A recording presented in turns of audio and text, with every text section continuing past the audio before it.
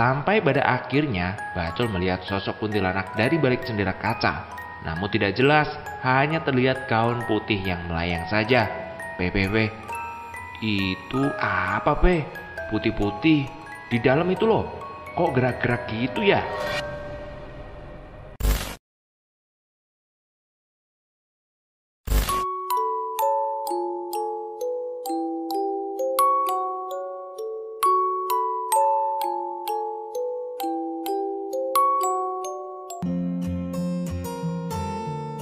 Assalamualaikum warahmatullahi wabarakatuh. Teman-teman untung direkam, kembali lagi di saat ini kita bakal bacain cerita dari Hupe. Sesuai dengan request teman-teman, kali ini saya akan bacakan cerita Hupe, nasihat dan peringatan penunggu Bromo. Buat teman-teman, jangan lupa klik tombol subscribe, like dan juga komen sebagai dukungan teman-teman ke kami. Dan mari kita dengarkan ceritanya.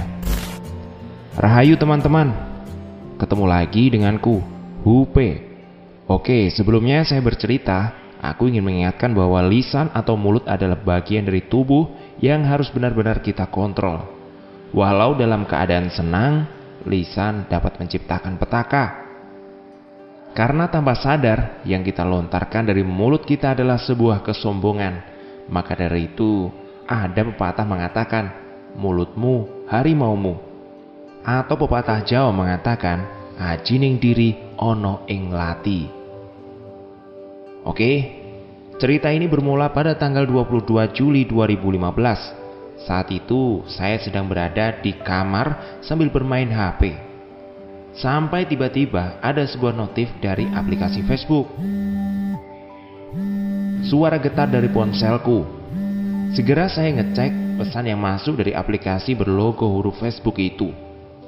Tertera nama teman SMA aku yang sudah pindah ke Surabaya bernama Datuk. Itu nama panggilannya. Wah, kawan lama nih, batinku. Kira-kira begini chatnya. Apa kabar? Nanti tanggal 25 ada konser SID.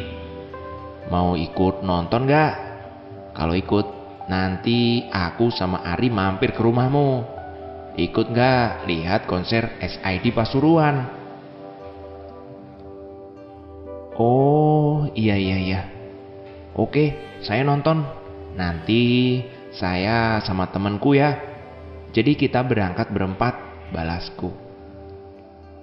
Oke siap. Nanti kalau sampai Mojokerto, tak kabarin. Chatnya lagi. Siap. Setelah mendapat kabar dari Datuk, aku bergegas menelpon temanku yang lain untuk memastikan apakah dia jadi ikut atau tidak. Ku cari kontak bernama Bacul di ponselku. Saat ketemu langsung ku tekan tombol hijau untuk menelponnya. Suara menunggu telepon. Halo halo. Suara Bacul dari sebelah sana. Halo, assalamualaikum Jul, kataku. Waalaikumsalam, ada apa toh tanyanya. Nggak ada apa-apa, cuma mastiin aja kalau tanggal 25 kamu ikut nonton Superman is Dead ya. Soalnya 2 temanku dari Surabaya mau gabung. Jadi. Ya udah nggak apa-apa, semakin ramai semakin seru, makin aman juga kan? Jawab Bacul. Iya ya, oke deal ya. Ya sudah kalau gitu, saya tanya Ridana dulu ya, kataku. Iya ya nanti pas tanggalnya aku ke rumahmu pagi-pagi ya, kata Bacul. Iya ya, saya tunggu, jawabku. Setelah yakin Bacul pasti ikut, segera aku mempersiapkan baju untuk menonton konser. Ala-ala anak bergaul begitulah. Nggak perlu baju bagus, pencitraan dan lainnya. Cukup jadi senyaman mungkin dengan apa yang kita pakai. Toh di sana nanti kita bakal jingkrak-jingkrak. Setelah semua beres, tiba-tiba Mbah Putri datang di belakangku. Ayo, ngapain? Mau ngagetin yo, kataku sama Mbah Putri. Lah, kok tahu dek? Tanya Mbak Putri. Aura keberadaanmu itu loh mbak, udah terasa dari tadi, jawabku. Dek, mau kemana toh? Tanya Mbak Putri. Pasuruan mbak, nonton konser. Kamu bawa uang lebih ya, Dek? Mbak yakin kamu pasti butuh, kata Mbak Putri. Lah, buat apa sih Mbak? Kan cuma nonton konser doang. Udahlah, nanti juga bakalan tahu. Kalau dikasih tahu sekarang, itu pasti berbeda. Jadi kalau dikasih tahu nurut aja deh, katanya. Iya, tapi aku nggak punya tambahan uang loh Mbak. Gimana kalau mahkotamu tak jual saja? Oh, berani kamu ya? Coba ambil nih, kata Mbak Putri sambil menunjukkan muka marahnya, yang menurutku malah terlihat lucu. Bercanda Mbak, bercanda. Lagian gak usah sok marah-marah gitulah. Kayak bisa marah aja, ejekku. Mbak Putri malah tertawa dengan suara kuntilanak itu, kemudian mendadak menghilang. Mungkin sampai di sini yang sudah ngikutin cerita Hupe bakalan tahu Mbak Putri itu manusia apa bukan. Jadi sampai di sini kalian tahu kan? Mari kita teruskan ceritanya. Oh, dasar. Dikira aku takut apa? Teriakku sama Mbak Putri. Setelah bercanda dengan Mbak Putri, aku kembali bermain game di ponselku. Tanpa terasa, hari sudah menjelang sore. Terdengar teriakan seseorang yang paling aku takuti di dunia ini. Le, mau sampai kapan di kamar terus? Sudah sore nih, buruan mandi, teriak ibuku. Ya, beliaulah orang yang paling aku takuti di dunia ini. Kalau ibuku sudah marah, gonjang-ganjing dunia persilatan ini bakalan selesai. Enggih Bu, enggih, ini sebentar lagi juga keluar, kataku. Aku langsung bergegas mengambil handuk dan menuju bawah. Baru saja mau keluar kamar, tiba-tiba ponselku bergetar. Tertulis nama sahabat baikku dari layar ponsel itu. Halo, assalamualaikum Ted, ada apa? Salamku. Waalaikumsalam Bos Demit. Wah, kemana saja? Seharian kok nggak nongol, nggak nongkrong, katanya. Di rumah saja Ted, malas mau ngapa-ngapain. Ayo nongkrong di tempat biasa. Aku sama Sinyo udah manasin motor ini. Oh iya, OTW ya, tapi mandi dulu, kataku langsung mematikan handphone dan berlari menuju kamar mandi. Setelah mandi rapi, wangi, aku langsung mengambil kunci motor dan berangkat menuju tempat biasa kita nongkrong. Sesampai di sana, ternyata belum ramai juga. Ternyata ada Teddy dan juga Sinyo. Halo, ngapain kalian berdua? Homo ya, ejekku. Wah, parah. Bos Demit emang sarap. Sudah sana, pesen. Udah, tadi juga habis pesen baru nyamperin kalian. Nanti tanggal 25 saya mau ke Pasuruan. Ikut gak? Tambahku. Ngapain ke Pasuruan? Tanya Sinyo. Nonton Superman is Dead, jawabku. Walah, tanggalnya itu bapak cek toko yang di luar kota. Sekalian tutup buku. Aku harus nunggu toko di sini ya. Aku nganterin pacarku ke Malang loh Maaf ya. Wah, emang tukang ojek loh, ejekku kepada Sinyo. Terus kamu kesana sama siapa Tanya Teddy. Bajul. Terus sama teman-temanku yang dari Surabaya 2 orang aja kok, jawabku. Ted, sorry banget. Saya kalau boleh mau minjem uang buat ongkos ke sana biar aman gitu, kataku. Oh alah kayak sama siapa saja. Udahlah gampang nanti, kata Teddy. Makasih lo Ted, bosku, jawabku. Alah, buat saudara sendiri, nyantai aja, kata Teddy. Teddy akhirnya memberiku ongkos yang menurutku lebih dari sangat cukup. Kami pun lanjut nongkrong sampai larut malam dan kemudian pulang ke rumah masing-masing. Akhirnya hari H pun tiba. Sesuai janji, pagi-pagi sekali Bajul sudah ada di depan rumahku. Aku pun bersiap, lalu tak berselang lama Datuk menelponku. Assalamualaikum kata Datuk.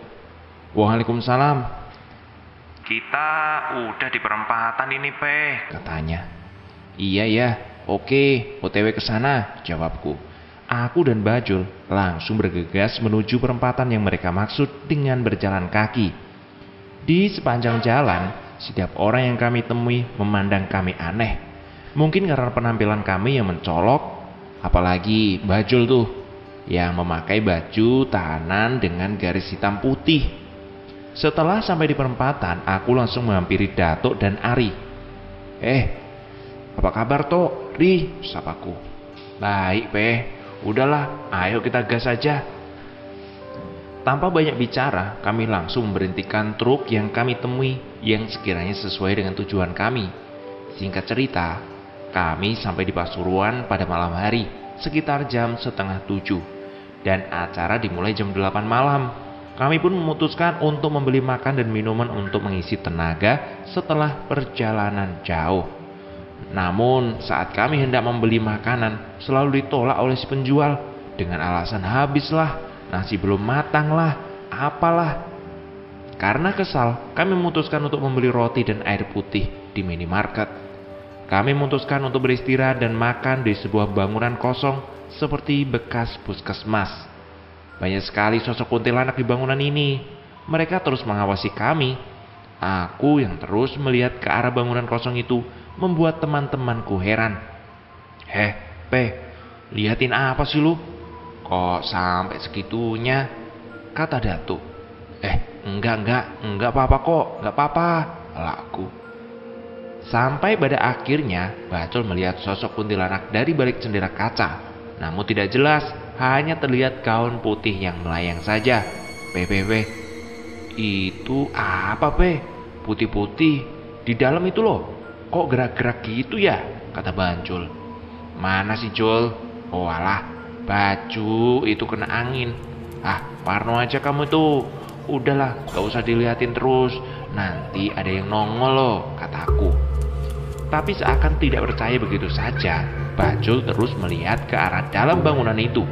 Hingga tiba-tiba, astagfirullahaladzim, setan alas, teriak Bacul sambil menuju pinggiran jendela kaca, di mana ada sosok kuntilanak bergaun merah dengan wajahnya yang amat sangat seram dan tentu berdarah-darah serta bulatan mata di pinggir matanya mengintip kami dari pojok jendela kaca itu.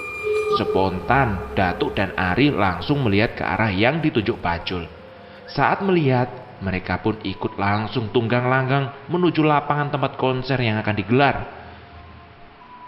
Sambil berlari, saya tertawa. Nah kan, kejadian juga. Akhirnya, saya bertemu mereka di depan tempat antrian tiket. Ngapain kok pada larian? Tanyaku.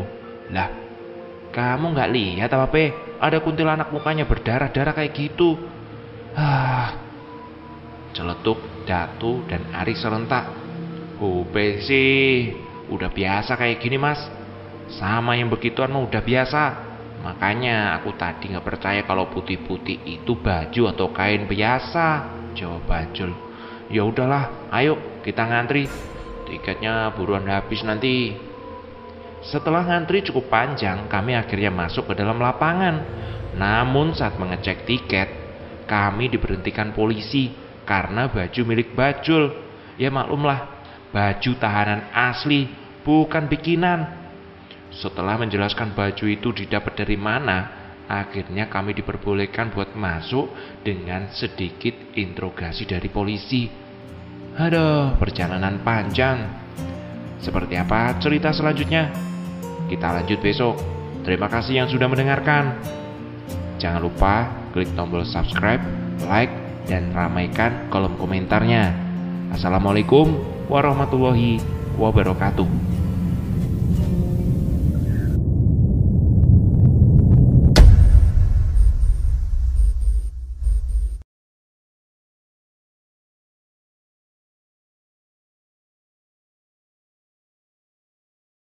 No, lihat di pohon bunga kamboja. Mereka pun berempat melihat ke arah yang kumaksud. Wah, jancuk lan. Waduh, anak demit. Pocong. Mereka semua tunggang langgang kencang meninggalkanku.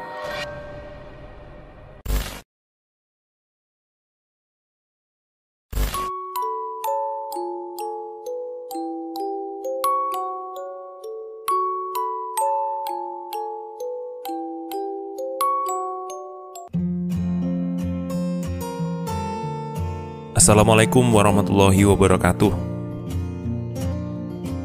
Terima kasih teman-teman masih mendengarkan Untung Direkam. Dan kali ini kita akan melanjutkan di part kedua, tulisan Hupe. Yang belum nonton part pertama, silahkan dicek link deskripsi ya. Tapi sebelumnya jangan lupa klik tombol subscribe, like, dan juga komen ya, sebagai dukungan teman-teman ke kami. Dan seperti apa ceritanya? Mari kita dengarkan bersama-sama. Akhirnya kami berempat masuk dan menikmati konser hingga jam 12:30 dini hari. Saat di luar lapangan, kami pun bingung mau kemana. Ya mustahil lah ada truk yang mau berhenti jam segini. Bila ada, pasti kita dikira begal. Kami pun memutuskan untuk istirahat sejenak di pinggir jalan, duduk sambil makan sisa roti yang kami beli tadi. Saat sedang asik makan roti, tiba-tiba Datuk menyeletuk untuk mengajak kami bablas ke Bromo. Kita kan di Pasuruan nih, deket kan sama Bromo. Yuk, gimana kalau kita bablas aja ke Bromo? Kita lihat matahari terbit di jalur pendakian yang satu itu loh, gimana? Wah, boleh juga tuh. Gimana kamu Jarang-jarang kan kita kesini, tambah Ari. Aku sih ngikut Hupe aja pokoknya, Bajul menyaut. Ya sudahlah bebas, kalau mau ke Bromo, ya ke Bromo aja. Kalau mau pulang, ya kita pulang. Ya udah kalau gitu, oke, semua setuju ya. Gas lah, kita berangkat sekarang, kata Datuk. Kami pun bangkit dari posisi duduk kami dan berangkat menuju Bromo dengan perjalanan kaki, mencari kendaraan lebih tepatnya yang bisa kami tumpangi. Saat sedang berjalan, kami melewati sebuah kuburan umum yang ada di pinggir jalan. Ya namanya juga kuburan ya, pasti banyak penghuni-penghuni yang tak kasat mata. Di titik ini, terkadang aku iri dengan teman-temanku yang tak bisa melihat mereka. Banyak sekali sosok yang melihat kami dengan tatapan aneh. Ada juga beberapa sosok yang menertawakan kami, entah apa yang lucu. Saat melewati kuburan, ketiga temanku entah kenapa berjalan sambil merapatkan posisinya pada aku. Gak biasanya, ngapain sih pada mepet-mepet? Kayak homo aja kalian tuh. Merinding merinding. Kayak banyak yang liatin gitu loh, kata Bajul. Lah emang banyak yang liatin dari tadi. Apalagi kita masuk jam 1:30 malam, dimana biasa energi mereka lebih kuat daripada biasanya. Bentar lagi juga bakalan ada yang nongol kok. Lah alah, malah nakut-nakutin kamu itu tuh Pepe. Bukan nakut-nakutin aku tuh, ngomong apa adanya kan gak apa-apa. Baru saja selesai bicara, dari dalam kuburan terdengar suara berdem. Suaranya berat sekali.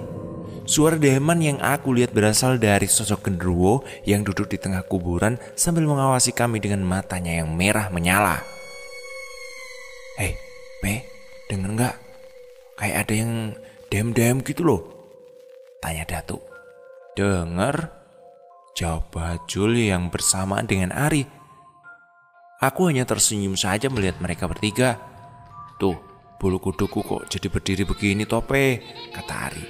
Nah kan nongol juga satu. Nih, mulai rame nih, kataku tiba-tiba. Apaan sih yang nongol No, lihat di pohon bunga kamboja.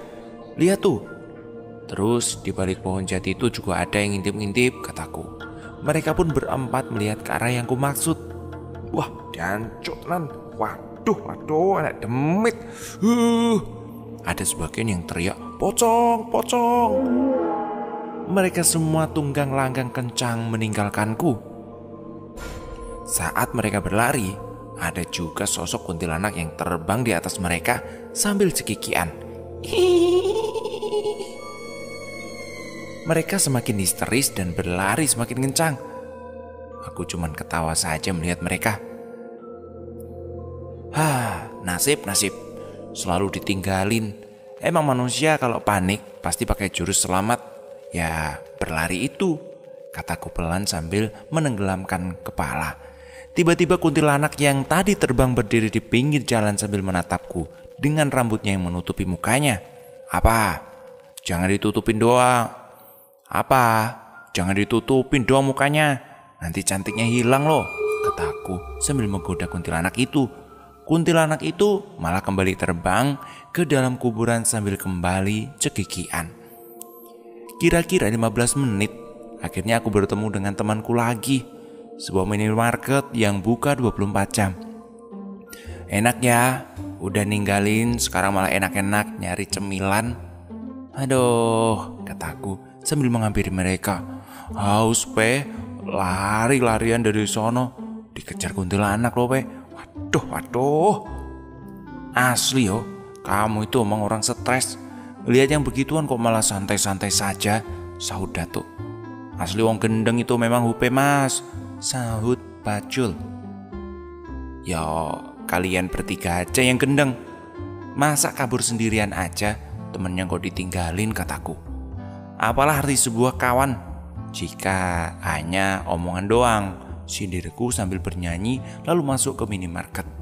Di dalam minimarket, aku membeli tisu basah, kopi, lalu roti untuk makan. Kami pun memutuskan istirahat sejenak sambil ngopi dan makan roti yang baru saja kita beli.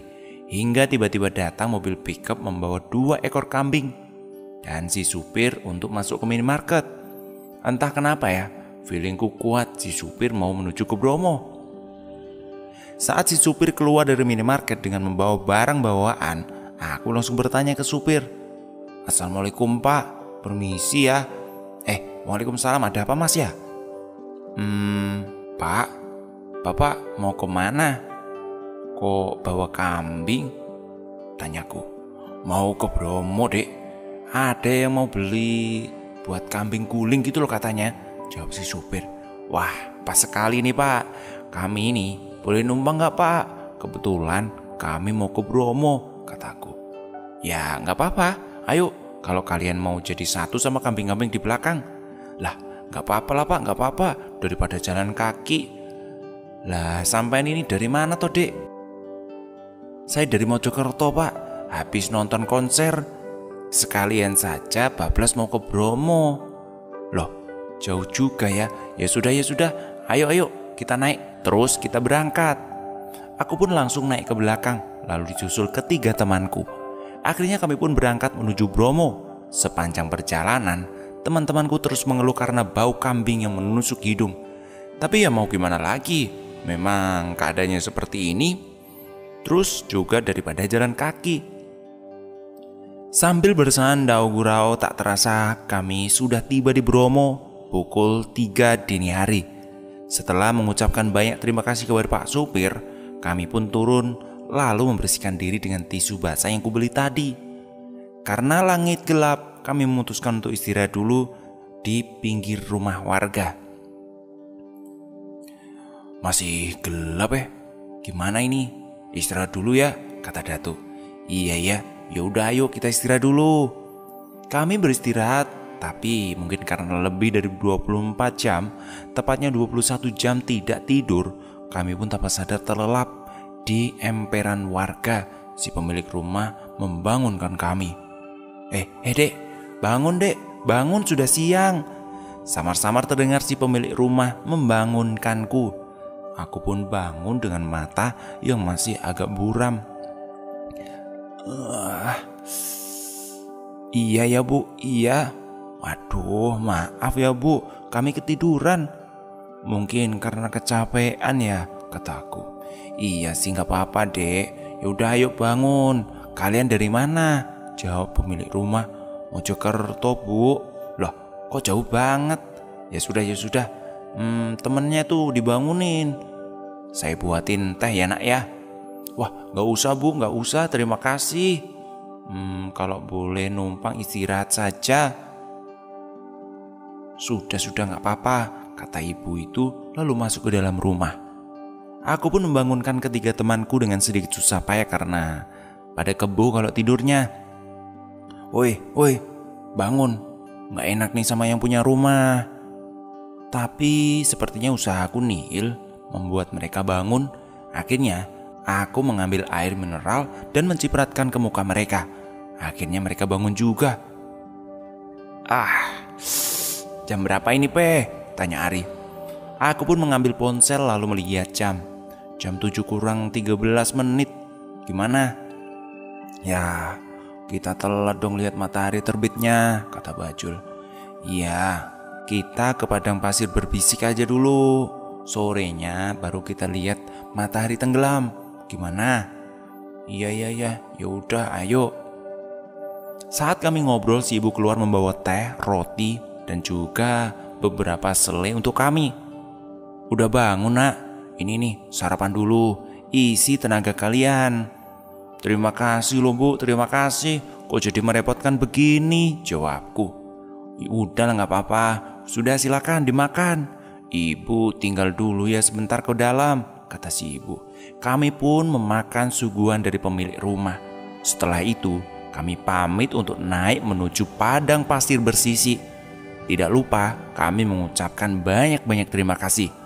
Inilah ketika kita menjadi orang baik, maka kita akan dipertemukan dengan orang-orang baik pula. Segitu dulu ceritanya. Nantikan part berikutnya ya.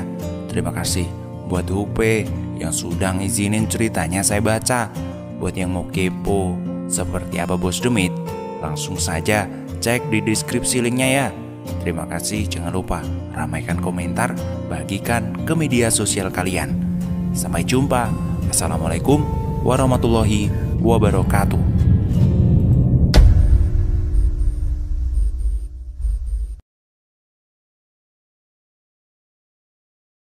Tapi tunggu, siapa yang berada di samping mereka ya, batinku? Ari, gak mungkin lah, kataku. Aku pun memastikan apa yang kulihat dengan mata batin. Ternyata benar, sosok genderuwo yang sedang menyerupai temanku Ari.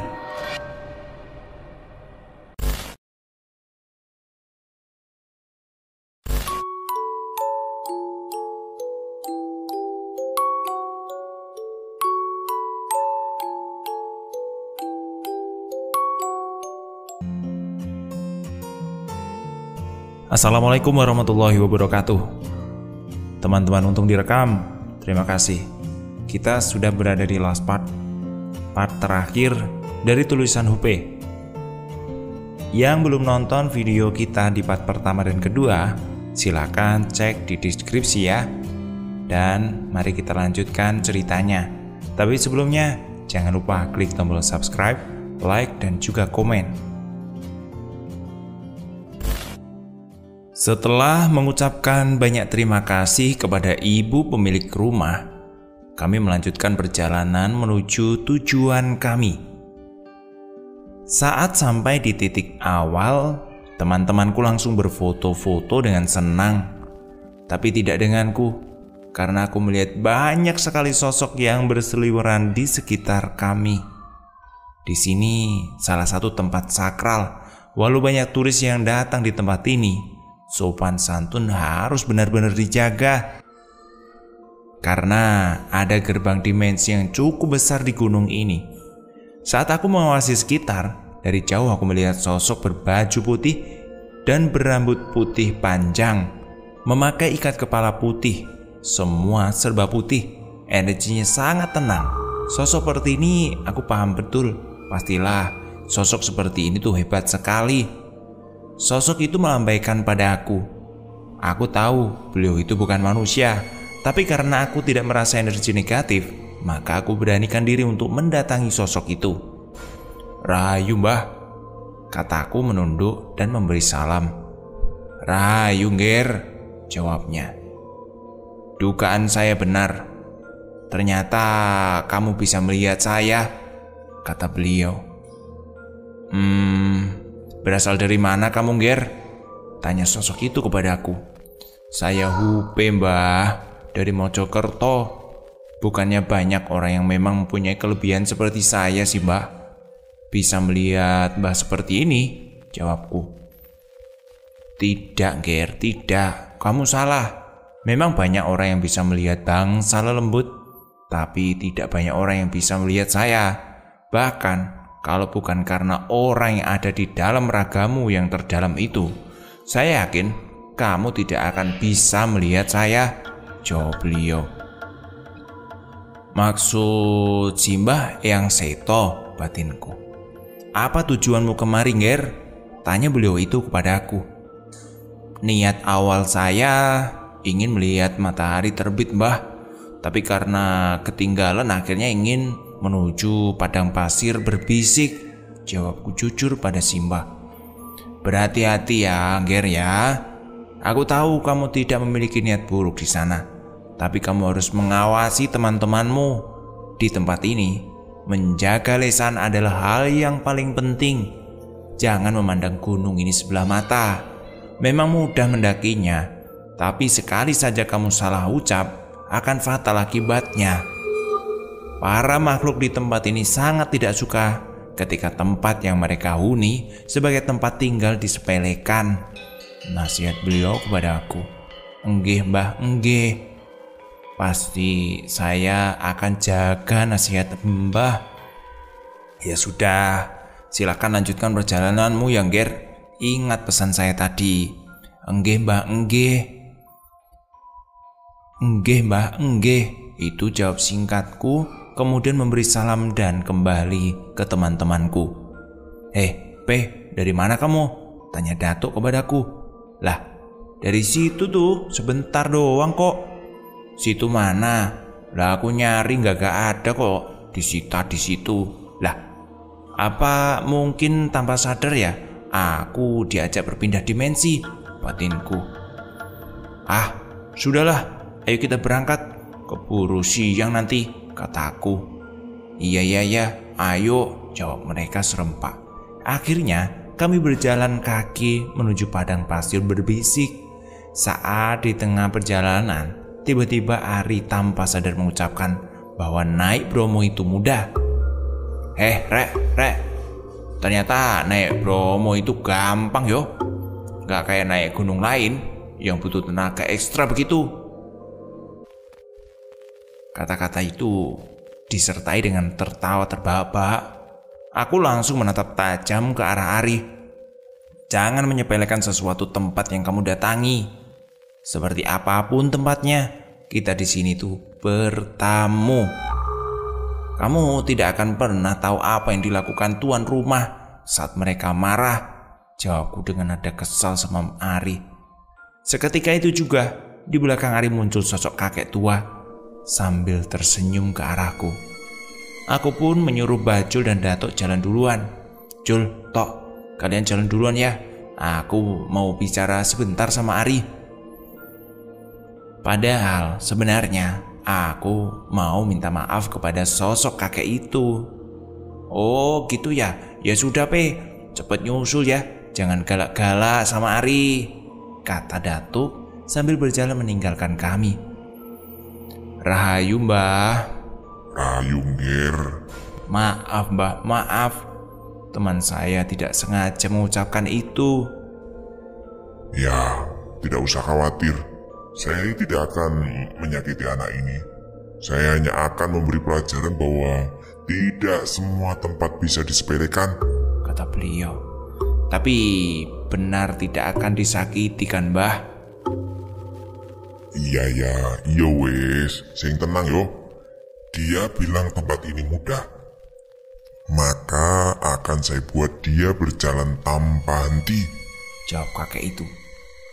Sebuah dimensi lain terlihat menyelimuti tubuh Arif, dan dia terus berjalan. Tapi anehnya, aku yang berada di tempat di depan matanya tidak bisa melihat. Dia terus berjalan di lingkaran dimensi itu tanpa bergerak maju sedikit pun. Ia hanya berjalan di tempat sambil sesekali berteriak memanggil nama kami bertiga. Woi, Jul, Pak Jul, Tok, tunggu woi, jangan cepet-cepet. Itu suara teriakan Ari.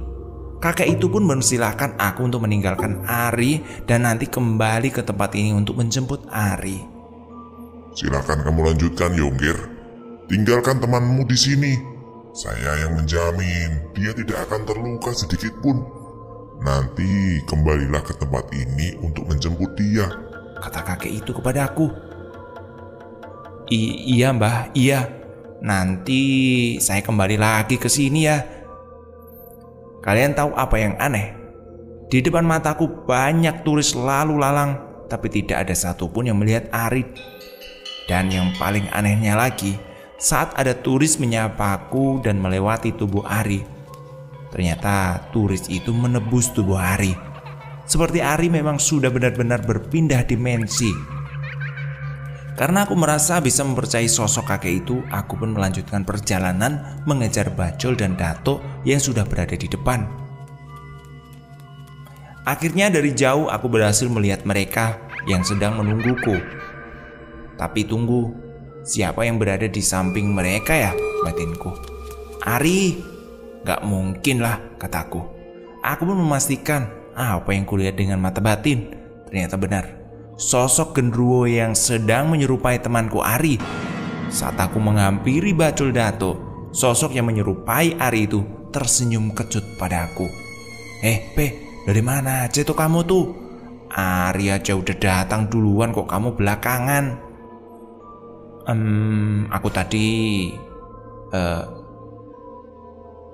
Aku tidak bisa menjawab pertanyaan Datuk. Aku langsung berkomunikasi secara batin dengan sosok itu. Rahayu, kamu siapa? Kok menyerupai temanku? Kataku berkomunikasi dengannya. Aku utusan Simbah. Maaf ya, gak bisa disebutin nama kakeknya. Aku diutus menyerupai temanmu, agar temanmu yang lain tidak panik. Berlakulah seperti biasa, agar tidak ada yang curiga. Tampak sosok itu. Kok malah bengong sih kamu? Tegur Datuk padaku. Iya maaf, aku kebelet nih. Jawabku ngasal. Ya sudah sono lanjut dah, jawab Bajul sekenanya. Kami pun melanjutkan perjalanan hingga akhirnya sampai di padang pasir berbisik. Setelah sampai, kami berfoto, bahkan kami foto berempat. Tapi anehnya, saat selfie berempat, sosok yang menyerupai Ari tidak terlihat di kamera HP-ku. Yang terlihat hanyalah bayangan putih belaka, seperti sosok transparan. Sengaja aku tidak menunjukkan hasil foto selfie itu kepada teman-temanku. Aku hanya bilang, nanti saja bakalan aku tunjukin semua yang aku tahu saat ini. Setelah puas berfoto dan beristirahat sejenak, kami memutuskan untuk kembali turun. Namun saat turun, kejadian aneh kembali terjadi. Sosok yang menyerupai Ari itu tiba-tiba lenyap menjadi asap di depan kami bertiga. Ya, sosok itu terang-terang menunjukkan bahwa dia bukan teman kami. Tapi sebelum menghilang, sosok itu sempat berbicara. Jemputlah teman kalian di tempat pertama kalian meninggalkannya. Jadikan ini sebuah pelajaran bahwa tidak semua tempat bisa kalian sepelekan. Dan ingatlah bahwa alam kita hanya terpisahkan oleh dimensi yang sangat tipis seperti kain. Kata sosok itu kemudian hilang. Rahayu Mbah, terima kasih atas nasihatnya, jawabku.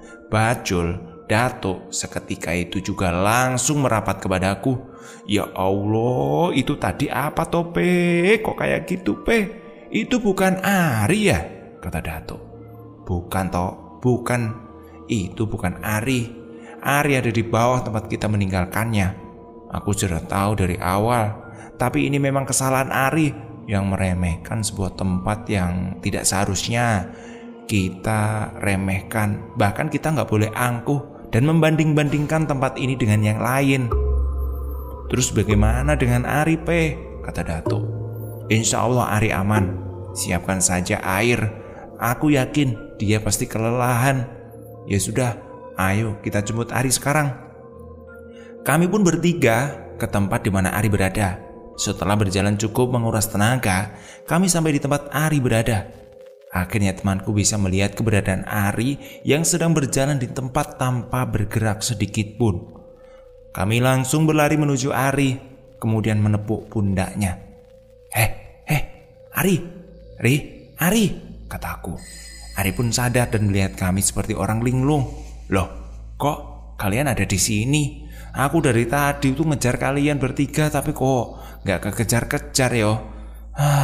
Sampai capek banget ini kakiku, jelas Ari. Sudah. Sekarang kamu minum ini dulu. Setelah itu kita langsung pulang saja ya. Nanti perjalanan pulang baru aku ceritain. Udah nggak beres di sini. Ayo yuk, langsung pulang ke Surabaya saja ya, kata Datuk. Setelah Ari minum, kami langsung bergegas turun. Namun saat berjalan, sosok kakek itu kembali muncul di sampingku. Hati-hati Yongger. Nanti akan ada bahaya di tengah perjalananmu. Persiapkan dirimu. Saya hanya mengingatkan, semoga kalian selalu baik-baik saja, kata kakek. Iya, terima kasih kek. Sudah memberi pelajaran yang berharga untuk teman-temanku. Salam rahayu. Semoga tidak ada hal yang buruk terjadi pada kami, jawabku melalui batin. Salamkan salamku untuk Seto. Tidak ada sosok di tanah Jawa yang tidak mengenalnya. Sebutkan nama aslinya, maka pasti setiap sosok sepertiku akan mengenalnya, kata sang kakek itu sambil tersenyum. Dek, batinku benar-benar kaget ketika kakek itu mengenal Eyang. Siapa beliau sebenarnya? Mbah, saat aku sedang bertanya sosok itu, ternyata sosok itu sudah menghilang. Apa maksud kata-kata Simba tadi? Sosok Eyang sebenarnya. Tapi jujur ya, yang dikatakan itu benar. Saat aku bertemu dengan sosok-sosok yang memiliki energi murni dan kuat, pasti mereka mengenal Eyang Seto. Semakin curiga dan makin bertanya-tanya. Kalau kalian sudah baca semua cerita-ceritaku dari Liburan Maut atau di cerita-cerita lain, pasti kalian tahu penguasa hutan itu juga mengenal sekali Eyang Seto. Saat itu jujur, aku semakin penasaran dengan sosok Eyang Seto. Tapi kalau saya bertanya kepada beliau, pasti jawabannya itu hanya masa lalu saat Eyang masih hidup. Tidak perlu dibahas. Biarlah misteri tetap menjadi misteri. Suatu saat kamu akan tahu, Le. Begitu jawab Eyang. Sudahlah. Akhirnya kami pun sampai. Kami celingukan mencari tumpangan untuk kembali ke kota kami.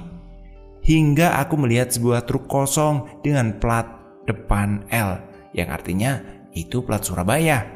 Aku langsung memberhentikan truk tersebut dan menanyakan tujuan sang supir. Pak, permisi pak, mau kemana? Pasar Turi dek. Gimana? Jawab supir itu. Numpang ya pak, permisi numpang. Kami dari Surabaya bingung mau naik apa pulangnya. Sambil memelas. Iya ya wes. Ya sudah, langsung naik sana, kata sang supir sambil bercanda. Terima kasih pak, terima kasih. Kami bersama-sama naik ke bak truk. Saat di bak truk, Ari, Bacul, dan Datuk bertanya sebenarnya apa yang terjadi di sana. Aku menjelaskan kalau tadi Ari itu salah ucap. Dan akhirnya dia diumpetin dimensi lain sama sosok yang dituakan di situ. Lah terus yang kita kira Ari itu siapa pe? Tanya Datuk. Dia itu utusan. Dia disuruh menyerupai Ari biar kalian tidak panik. Nah kan Ari bilang nanjak Bromo gampang, beda sama gunung lain. Jadi gimana ya rasanya jalan di tempat selama 6 jam itu Ri? Tanya aku. Ampun bos, ampun. Nggak lagi-lagi lah kalau kayak gini, beneran capek banget. Ya wes. Kalian mau lihat hasil selfie kita berempat tadi nggak? Mana pe mana? Nih, kataku sambil menunjukkan foto. Mereka kaget bukan kepalang ketika hasil foto tersebut hanya kami bertiga, Bacul, Datuk, dan saya. Lalu di samping kiriku terlihat seperti kain transparan putih yang biasa disebut otoplasma. Saat sedang membahas keanehan-keanehan yang kami alami, tiba-tiba truk berhenti. Tak berselang lama, ada 5 orang pemuda ikut naik di bak truk yang kami tumpangi. Tanpa babi bu, salah satu dari pemuda itu meminta barang-barang kami. Sini HP-mu, HP, mana? Sini. Ucap salah satu pemuda itu. Bajul yang memang barbar langsung memukul mulut pemuda itu. Akhirnya terjadi perkelahian di bak truk, sementara truk terus melaju kencang. Hingga akhirnya salah seorang dari pemuda-pemuda itu mengeluarkan pisau lipat dan ingin menusukku. Bajul yang melihat hal itu langsung menahan pisau itu dengan tangannya.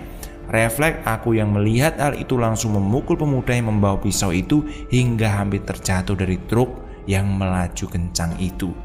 Pisau pun berpindah tangan, namun sayang tepat sekali depan ada lampu merah sehingga kelima pemuda itu langsung lompat dari truk dan kabur. Ingin rasanya mengejar mereka tapi sepertinya harus fokus sama Bajul yang tangannya berdarah cukup banyak.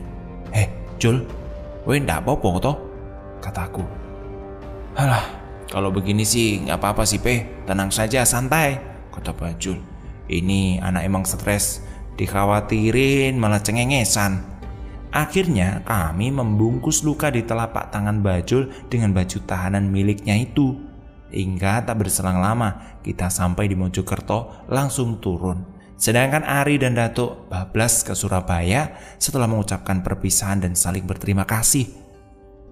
Aku langsung membawa Bajul ke rumah sakit dan alhasil dia mendapat 8 jahitan. Disinilah fungsi uang lebih dari Teddy. Kemudian bahaya itu yang dimaksud kakek di Bromo itu ternyata ini. Anehnya, saat pulang baju tahanan milik Bajul keesok harinya langsung dipenuhi belatung. Kemudian langsung kami buang ke sungai. Setelah semua hal yang kami alami waktu itu, semua teman-temanku menjadi mengerti. Adat bertamu dimanapun itu tidak boleh sembarangan.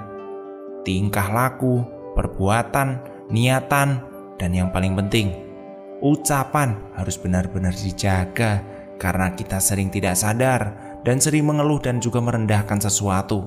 Ingat ya, dari ucapan saja sifat seseorang itu bisa terlihat jelas. Terima kasih, cerita dari Hupe selesai. Sebagai dukungan teman-teman, jangan lupa klik tombol subscribe, like, dan juga bagikan ke media sosial kalian sebagai wujud dukungan. Terima kasih Hupe yang sudah menulis cerita sekeren ini. Sampai jumpa. Assalamualaikum warahmatullahi wabarakatuh.